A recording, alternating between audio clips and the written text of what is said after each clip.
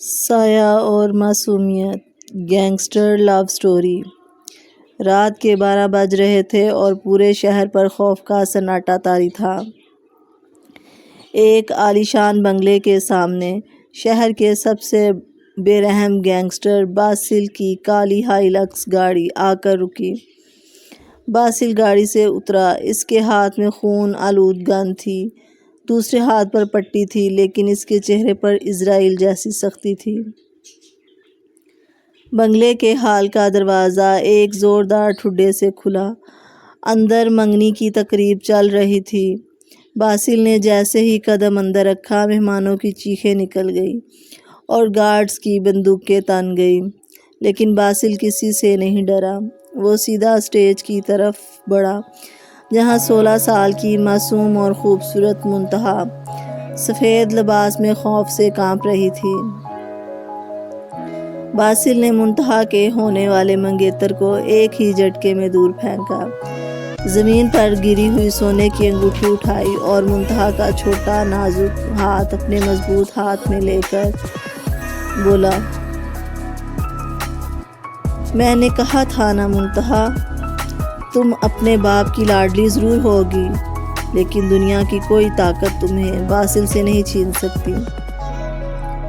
آج سے تم میری امانت ہو۔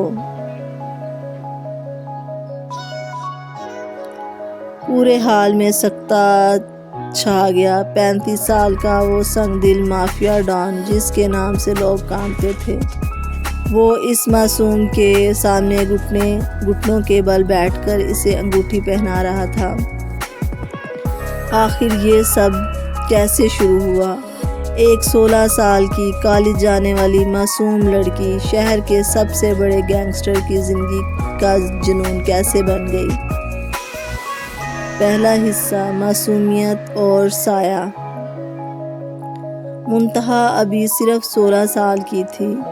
اس کی بڑی بڑی آنکھوں میں حیرت اور گلابی ہونٹوں پر ہمیشہ معصوم سی مسکراہٹ رہتی تھی۔ وہ اپنے باپ وقار احمد کی اکلوتی لاڈلی اور جان سے پیاری بیٹی تھی، جو ایک بہت بڑی کمپنی کے مالک تھے۔ منتہا کی ماں کے انتقال کے بعد وقار احمد نے اسے ماں اور باپ دونوں کا پیار دیا تھا اور اس کی ہر چھوٹی بڑی خواہش کو پورا کرنا اپنا فرض سمجھا۔ اسے دنیا کی کسی دھوپ یا غم کا احساس تک نہ ہونے دیا گیا تھا۔ اس کے لیے دنیا بس اس کا خوبصورت گھر، اس کے چھوٹے چھوٹے خواب تھے۔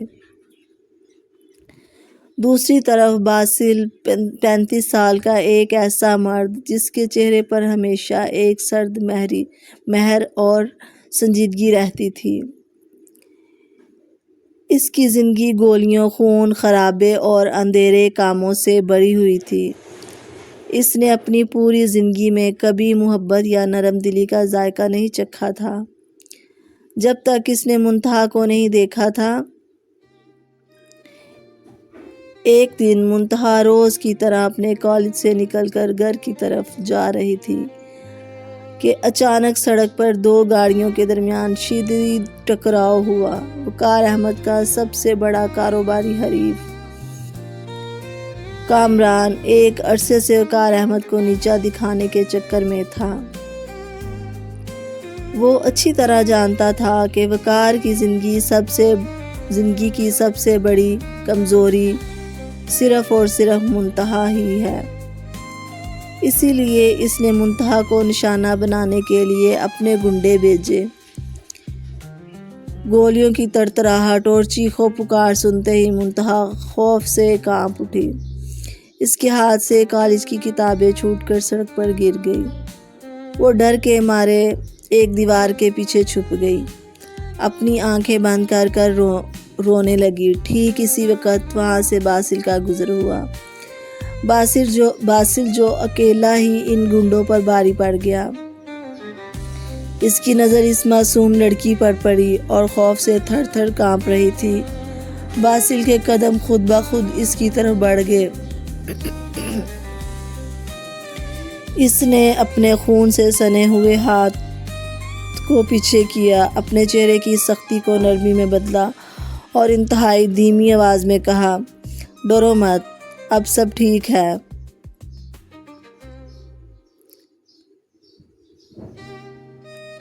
منتہا نے ڈرتے ڈرتے اپنی نم آنکھیں اٹھائیں اور باسل کی سیاہ گہری اور پراسرار آنکھوں میں دیکھا۔ اس ایک پل میں باسل کے پتھر جیسے دل میں کچھ ٹوٹ سا گیا۔ 35 سال کی عمر میں دنیا کی تمام بے رحمی جھیلنے کے بعد اسے پہلی بار کسی کی حفاظت کرنے کا جنون سوار ہوا۔ دوسرا حصہ، سازش کی پہلی دستک۔ اس خوفناک واقعے کے بعد منتہا گھر تو پہنچ گئی، لیکن اس رات وہ ٹھیک سے سو نہ سکی۔ جب بھی وہ آنکھیں بند کرتی، اسے گولیوں کی آوازیں اور پھر باسل کی وہ گہری پراسرار آنکھیں یاد آتی، جنہوں نے اسے ایک پل میں پرسکون کر دیا تھا۔ دوسری طرف کامران اپنی پہلی کوشش میں ناکامی کے بعد بلبلا اٹھا تھا۔ اسے اندازہ ہو گیا تھا کہ منتہا پر زبردستی قابو پانا آسان نہیں ہوگا، اس لیے اس نے ایک مکر و فریب سے بڑی نئی چال چلنے کا فیصلہ کیا۔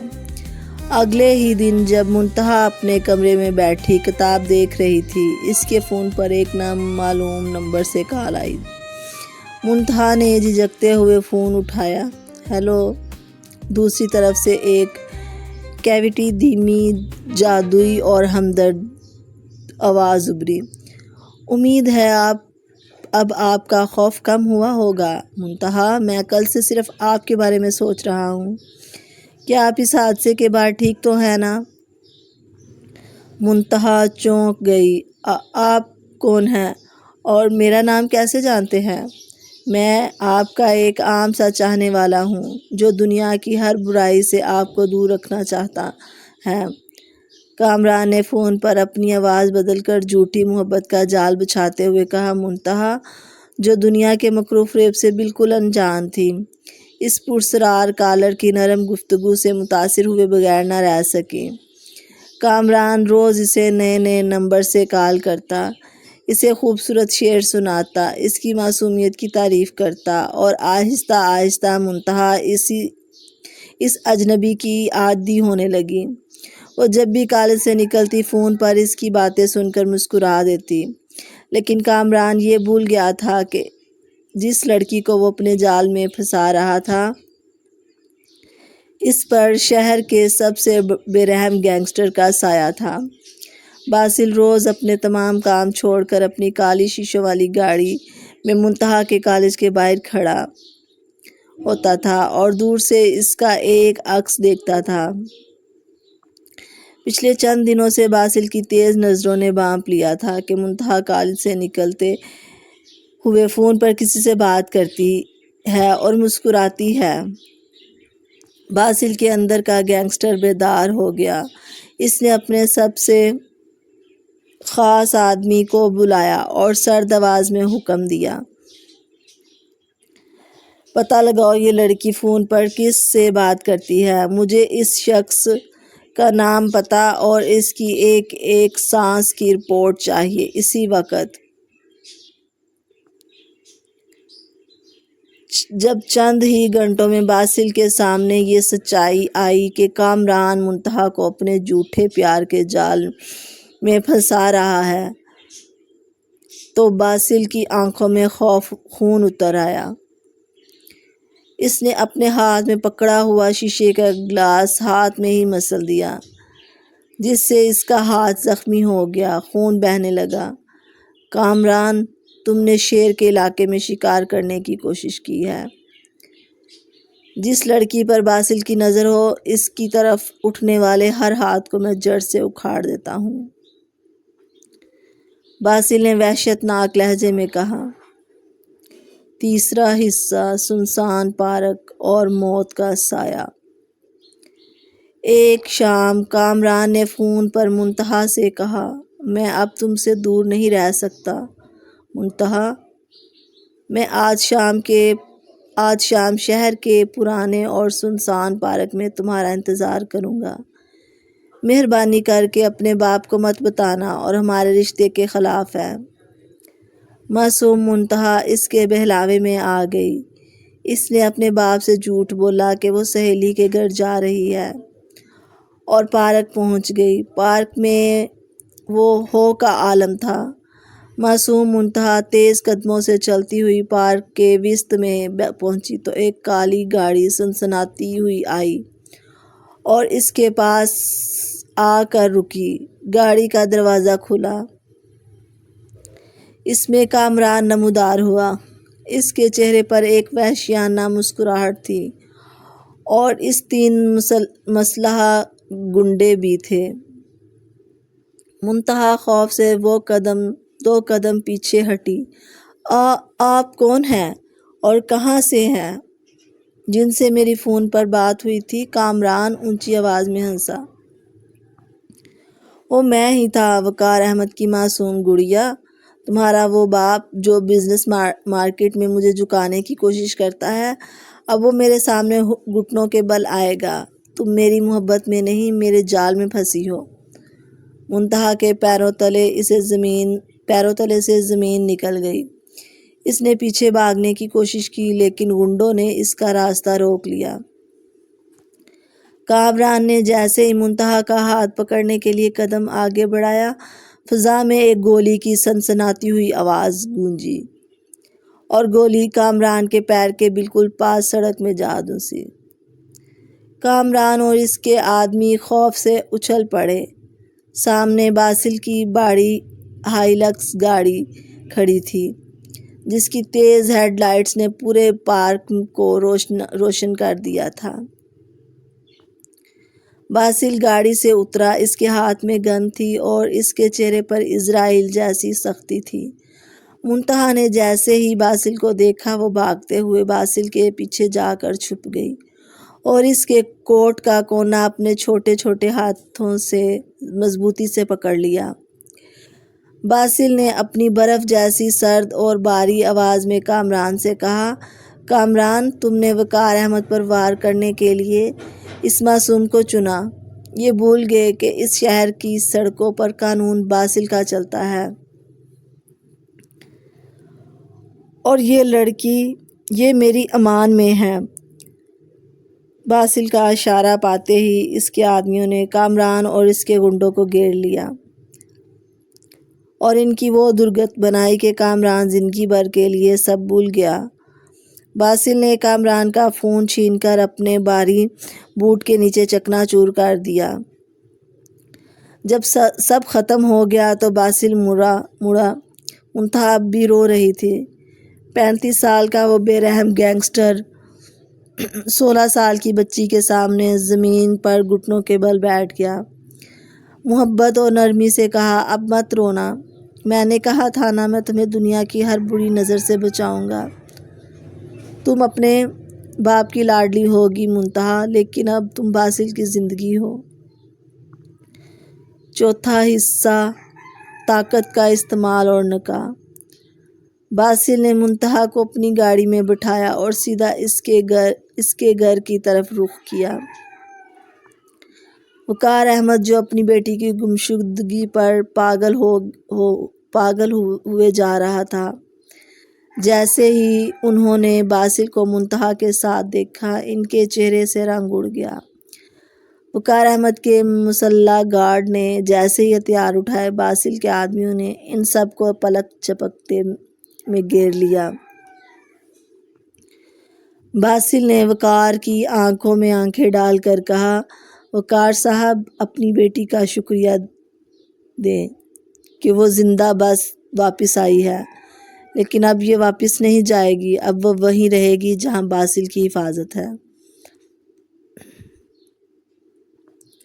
وقار احمد چلائے، باسل تم یہ ظلم کر رہے ہو، وہ ابھی بچی ہے۔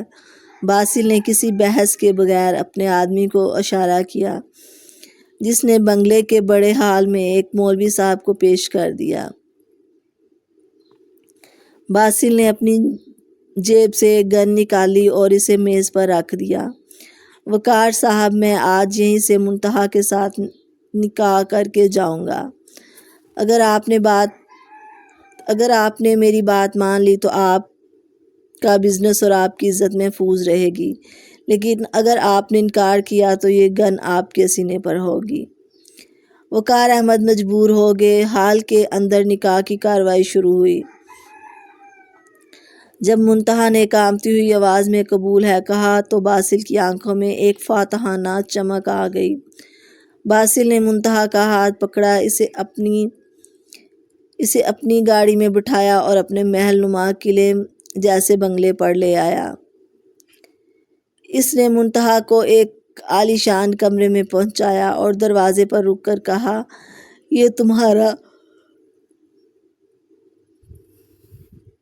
تمہارا کمرہ ہے، میں تمہیں مجبور نہیں کروں گا، تم یہاں ملکہ بن کر رہو گی۔ وقت کے ساتھ تم جان جاؤ گی کہ باسل کا پیار اس کی سختی سے زیادہ گہرا ہے۔ 5واں حصہ، سالگرہ اور سازش۔ وقت گزرتا گیا اور باسل نے منتہا کے لیے اپنی ذات کو بالکل بدل لیا۔ وہ منتہا کے چھوٹے چھوٹے نخرے اٹھاتا، اسے کالج چھوڑنے جاتا، اور منتہا بھی اب باسل کی موجودگی میں خود کو محسوس کرتی تھی۔ اس کے دل میں باسل کے لیے ایک عجیب سی محبت اور احترام پیدا ہو چکا تھا۔ جلد ہی منتہا کی 17ویں سالگرہ آنے والی تھی۔ باسل نے فیصلہ کیا وہ اس دن کو یادگار بنائے گا۔ اس نے شہر کے تمام بڑے بڑے بزنس مین، اہم شخصیات اور سیاستدانوں کو دعوت دی۔ وقار احمد کو خصوصی طور پر مدعو کیا۔ سالگرہ کی رات باسل کا بنگلہ کسی محل کی طرح سجا ہوا تھا اور منتہا ایک شہزادی لگ رہی تھی۔ وقار احمد اپنی بیٹی کو خوش دیکھ کر آبدیدہ ہو گئے۔ سب کچھ بہت اچھا لگ رہا تھا، لیکن جیسے ہی منتہا کیک کاٹنے کے لیے آگے بڑھنے لگی، اچانک پورے بنگلے کی لائٹس گل ہو گئی اور فضا میں گولیوں کی آواز گونجی۔ منتہا باسل کی داڑھ پورے ہال میں گونجی۔ جب ایمرجنسی لائٹس آن ہوئی تو ہال کا منظر بدل چکا تھا۔ منتہا لاپتہ ہو چکی تھی۔ باسل کو اسٹیج پر منتہا کا جوتا پڑا ملا۔ تھوڑی ہی دیر میں باسل کے فون پر ایک ویڈیو میسج آیا۔ ویڈیو میں کامران کے باقی ماندہ ساتھی ایک تاریک کمرے میں منتہا کو باندھے کھڑے تھے۔ منتہا رو رہی تھی۔ ویڈیو کے آخر میں شیر خان نامی گنڈے کی آواز آئی، باسل اگر اسے زندہ دیکھنا چاہتے ہو تو کل رات تک اپنی پوری سلطنت ہمارے حوالے کر دو۔ باسل نے اپنی گن لوڈ کی اور بغیر کسی سیکورٹی کے اکیلا اپنے بنگلے سے باہر نکل گیا۔ وہ اپنی محبت کو واپس لانے کے لیے کسی بھی حد تک جانے کو تیار تھا۔ 6واں حصہ، اندھیرا کمرہ اور بے ہوشی کا زہر۔ دوسری طرف ایک پرانی فیکٹری کے تاریک کمرے میں منتہا کو ایک لوہے کی کرسی سے باندھا گیا تھا۔ وہ بار بار روتے ہوئے پکار رہی تھی، باسل مجھے بچا لیں، باسل۔ کمرے کا سب سے خاص گنڈا، کامران کا سب سے خاص گنڈا شیر خان اس کے سامنے آیا اور بدتمیزی سے بولا، اوے لڑکی چپ کر، تیرا وہ گینگسٹر شوہر اب تجھے بچانے نہیں آئے گا۔ شیر خان نے اپنے ایک آدمی کو اشارہ کیا، یہ بہت بول رہی ہے، اس کا منہ بند کرو۔ ایک آدمی آگے بڑھا جس نے زبردستی منتہا کے نازک چہرے کو جکڑا اور کلوروفارم سے بھیگا ہوا رومال اس کے ناک پر رکھ دیا۔ منتہا نے تڑپنے کی کوشش کی، لیکن دوا کا اثر بہت تیز تھا۔ وہ گہری بے ہوشی کی وادی میں چلی گئی۔ ادھر باسل ایک جلتے ہوئے طوفان کی طرح گھوم رہا تھا۔ اس نے کامران کے کچھ آدمیوں کو اٹھا کر ان پر تشدد کیا۔ انہوں نے فوراً اس پرانی فیکٹری کا ایڈریس اگل دیا۔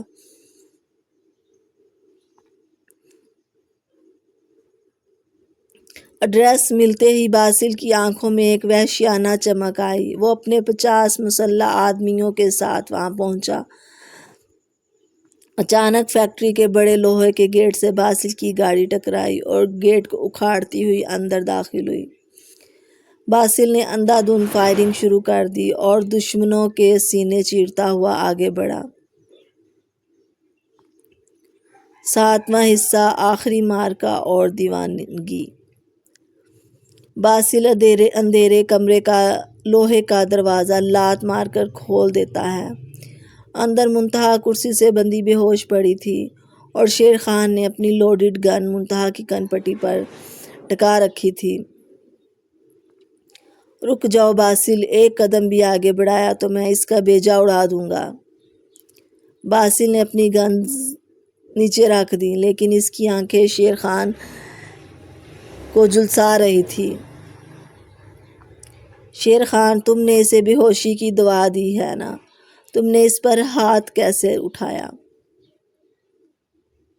شیر خان اپنی بات پوری بھی نہیں کر پایا تھا کہ باسل نے اپنے کوٹ کے اندر چھپا ہوا چھوٹا خنجر اتنی بجلی کی رفتار سے چلایا کہ شیر خان کے اس ہاتھ پر لگا جس میں گن تھی، اور گن دور جا گری۔ باسل ایک چیتے کی طرح لپکا اور شیر خان کا گلا دبوچ کر اسے دیوار سے دے مارا۔ اس پر مکوں کی وہ برسات کی کہ شیر خان زمین پر بے سود گر گیا۔ شیر خان کا خاتمہ کرنے کے بعد باسل دیوانہ وار منتہا کی طرف بھاگا، اس کی رسیاں کاٹی اور اس کے مٹی سے اٹے چہرے کو چومتے ہوئے بولا، منتہا آنکھیں کھولو، دیکھو تمہارا باسل آ گیا ہے۔ وہ اسے گود میں اٹھا کر ہسپتال کی طرف بھاگا۔ ہسپتال میں ڈاکٹروں نے بتایا کہ وہ خطرے سے باہر ہے۔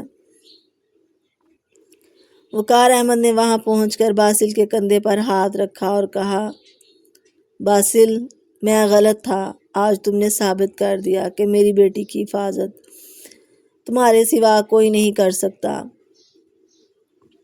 جب منتہا نے آنکھیں کھولی اور باسل کے کمرے میں آیا تو منتہا نے روتے ہوئے اپنا ہاتھ باسل کے گال پر رکھا۔ مجھے پتا تھا میرا باسل مجھے کچھ نہیں ہونے دے گا۔ مجھے آپ سے بہت محبت ہو گئی ہے باسل نے مسکرا کر کہا، اور مجھے تم سے اتنی محبت ہے منتہا کہ اب تمہاری معصومیت کی حفاظت کے لیے باسل گینگسٹر سے خدا کا بندہ بھی بن سکتا ہے۔ 8واں حصہ باسل، منتہا اور چھوٹا مہمان۔ اس حادثے کے بعد باسل نے ہمیشہ کے لیے اندھیرے کاموں سے توبہ کر لی۔ شادی کے چند سال بعد اللہ نے باسل اور منتہا کو ایک بہت پیارے اور خوبصورت بیٹے سے نوازا۔ بیٹے کا نام زین رکھا گیا، جس کی آنکھیں بالکل باسل جیسی لگ رہی تھیں، لیکن معصومیت بالکل اپنی ماں منتہا جیسی تھی۔ سب تو بہت خوش تھے، لیکن باسل کی زندگی میں ایک بالکل نیا اور عجیب سا مسئلہ کھڑا ہو گیا تھا۔ اپنے ہی چند مہینوں کے بیٹے سے حسد، جیلسی۔ وجہ یہ تھی کہ منتہا کا سارا وقت اور توجہ اب چھوٹے زین کے لیے وقف ہو چکی تھی۔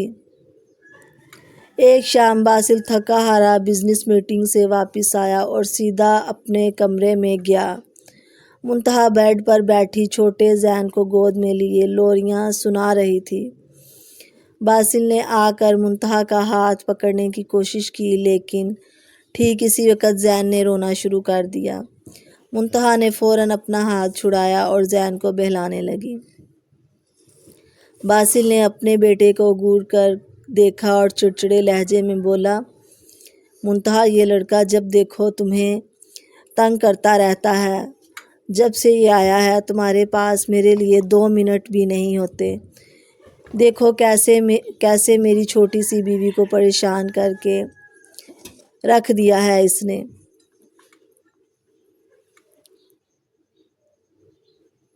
منتہا باسل کے اس معصومانہ غصے پر کھلکھلا کر ہنس پڑی۔ باسل، حد ہے، آپ اپنے ہی بچے سے جیلس ہو رہے ہیں۔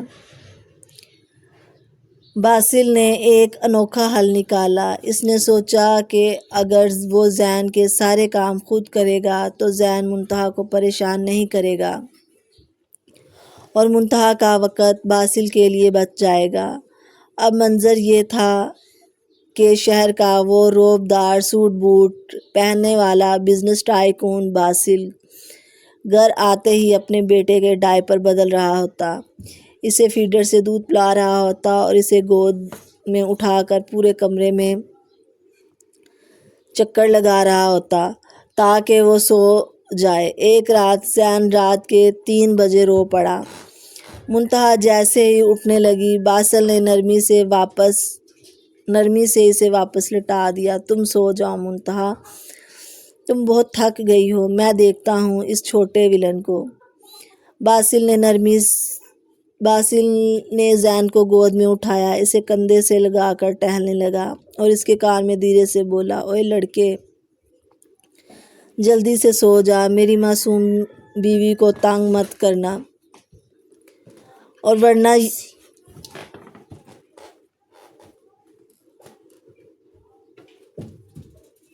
ورنہ یاد رکھنا تمہارا باپ کون ہے۔ زین نے اپنے والد کی کالی گنی داڑھی میں اپنی چھوٹی سی انگلیاں پھنسائی اور ایک پیاری سی مسکراہٹ کے ساتھ باسل کے چوڑے سینے پر ہی سو گیا۔